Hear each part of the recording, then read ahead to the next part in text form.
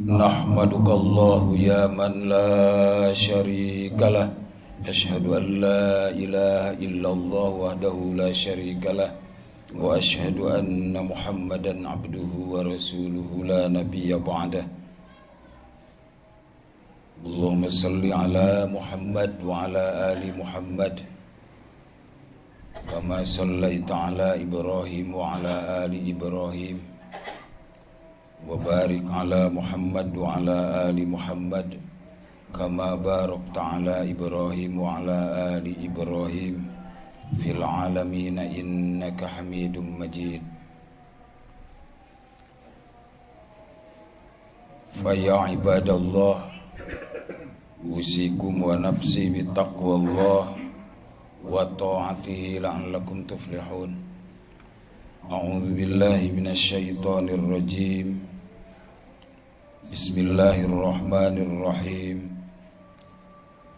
Kullu syai'in halikun illa wajhah. Segala puji dan syukur hanya milik Allah Subhanahu wa ta'ala. Rahmat dan salam Allah mudah-mudahan dilimpah curahkan kepada kita semua, khususnya yang hadir pada Jumat ini, sebagaimana Allah telah melimpahkan rahmat dan salamnya kepada baginda Nabi besar Muhammad sallallahu alaihi wasallam, kepada para keluarga, para sahabat dan para tabi'innya. Wasiat khusus untuk khatib dan untuk hadirin rahimakumullah, melalui khutbah kali ini kita tingkatkan kualitas iman dan takwa kita kepada Allah Subhanahu wa ta'ala dengan takwa yang sesungguh-sungguhnya. Hadirin sidang Jumat yang dimuliakan oleh Allah Subhanahu wa ta'ala, setiap ciptaan Allah pasti akan berakhir. Setiap yang hidup pasti akan mati. Setiap yang nampak suatu saat pasti akan menghilang. Setiap yang berkuasa suatu saat pasti akan lemah. Oleh karena itu, maka pantas kalau para ulama ahli hikmah memberikan pesan terhadap kita semua. Satu kebalu benu Adam arba'u nihayat, akan diambil paksa dari manusia 4 hal. Apa itu? Yang pertama, kata para ulama al-hikmah, yantahibu malakal mautu ruhuhu, akan dijabel paksa, diambil paksa dari seorang manusia, dari anak Adam, yaitu ruh, oleh sang pencabut nyawa malakal maut.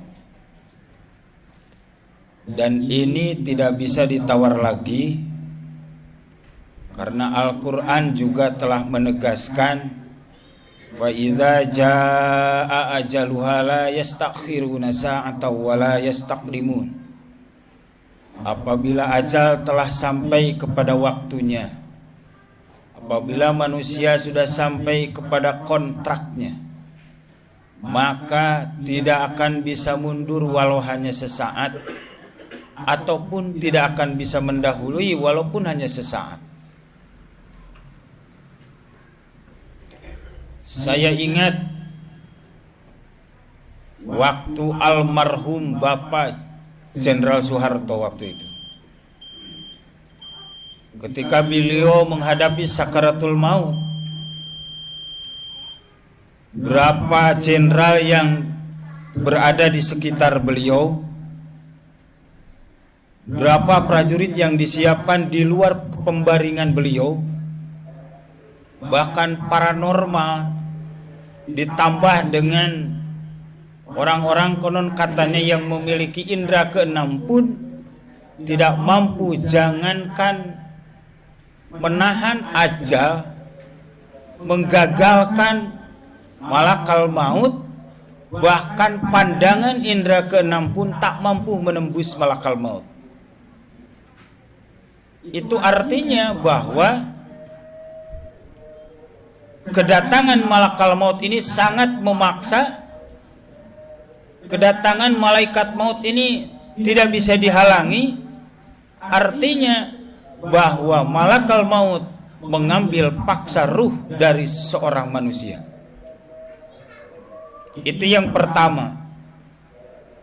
Kemudian yang kedua, wayantahibul warisatu malu, akan dijabel paksa, diambil paksa dari seorang manusia itu jismuhu, hartanya,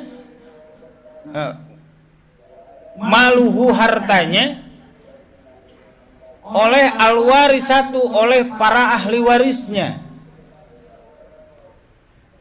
Pada saat manusia meninggal dunia dan masuk ke liang lahat, betapapun harta yang kita banggakan, betapapun sulitnya kita mencari uang, mencari nafkah, betapa lamanya kita mengumpulkan, menumpuk-numpuk harta, walaupun kita sayangi, kata orang Sunda, masanajan dipikalebar eta harta kurang, tetapi ketika masuk ke liang lahat dengan paksa, memaksa, menjabel ahli waris terhadap harta yang dimilikinya, dia pun tak mampu mengelakkannya, takkan mampu mempertahankannya. Hanya ahli waris yang akan mengambilnya secara paksa. Itu yang kedua. Pesan ketiga para ulama ahli hikmah, wayantahibud dudu jismuhu, akan diambil paksa jasad kita oleh cacing-cacing tanah ketika masuk alam kubur. Di sana tidak ada seorang manusia yang memiliki tulang baja. Di sana manusia tidak akan ada yang memiliki urat kawat. Tidak ada yang akan memiliki daging beton. Semua manusia diserbu, diserang oleh cacing-cacing tanah yang telah Allah tugaskan untuk menghancurkan. Dan ini ditunjang dalam salah satu hadis Rasulullah sallallahu alaihi wasallam, innan nasa salasata sulus, sesungguhnya manusia pada suatu saat akan menjadi 3 keping. Wasali sulillah, sebagian dari bagian manusia itu akan menghadap kepada Allah. Ma huwa lillah, apa yang akan menghadap kepada Allah? Ar-ruhu, ruhnya manusia. Wasali sulid didad, dan sebagian lagi kata Nabi akan menjadi makanan cacing tanah. Ma huwa lididad jismuhu, apa yang akan menjadi makanan cacing tanah? Jismuhu, jasad manusia. Di sini jelas Rasul telah memberikan sebuah statement, sebuah berita, sebuah kekuatan bahwa manusia pada suatu saat akan kembali kepada tanah karena manusia diciptakan dari tanah. Kemudian yang keempat, wayantahibu amalus solih, akan diambil paksa amal soleh dari seseorang. Ini dalam tafsirnya Al-Quran menjelaskan bahwa kelak di akhirat manusia ada yang amal solehnya begitu banyak, dia pergi ke hadapan Allah, tetapi akhirnya dia habis amalnya karena memiliki masalah di dunia yang tidak pernah terselesaikan. Apa itu?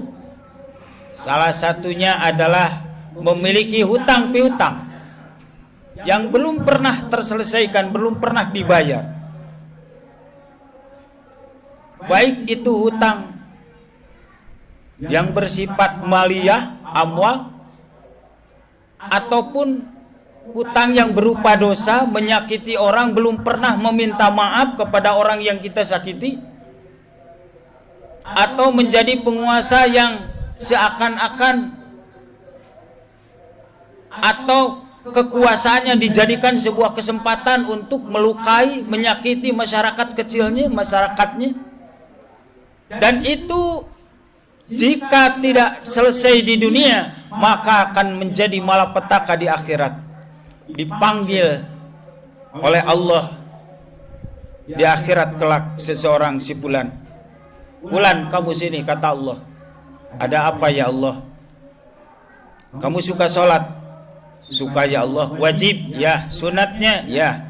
Zakat? Ya. Sedekah? Ya. Ihsan, kebaikan-kebaikan yang lain? Iya ya Allah. Haji? Ya. Umrohnya? Iya. Segala macam kewajiban saya laksanakan. Oh begitu, kata Allah. Kalau begitu, bagaimana dengan orang yang antri di belakangmu, kata Allah. Kenapa ya Allah? Dipanggilnya beberapa orang yang antri di belakang dia. Dipanggil satu-satu oleh Allah. Dalam tafsirnya, dipanggil satu-satu oleh Allah. Wahai, kamu punya hutang apa dulu di dunia? Waktu dia di dunia menjadi seorang RT, menjadi seorang RW, dia pernah memfitnah saya, mencuri padahal saya tidak pernah mencuri, dan saya sakit dipermalukan di depan masyarakat banyak, sementara saya tidak pernah mencuri. Dan dia tidak pernah meminta maaf kepada saya sakit hati, dan saya anggap itu adalah hutang, dan saya ingin menagih hutang saya sekarang ini. Kata Allah, bagaimana Fulan kamu untuk membayarnya?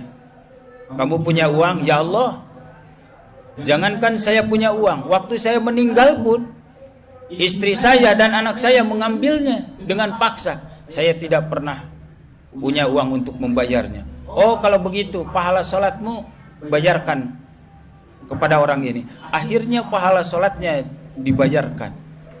Zakatnya ternyata masih banyak orang yang masih ngantri di belakang. Kayaknya ini orang menjadi biang kerok dunia kayaknya. Terlalu banyak masalah dengan orang lain dan tidak mau menyelesaikan, tidak sportif. Akhirnya begitu banyaknya orang yang ngantri menagih hutangnya, baik itu hutang berupa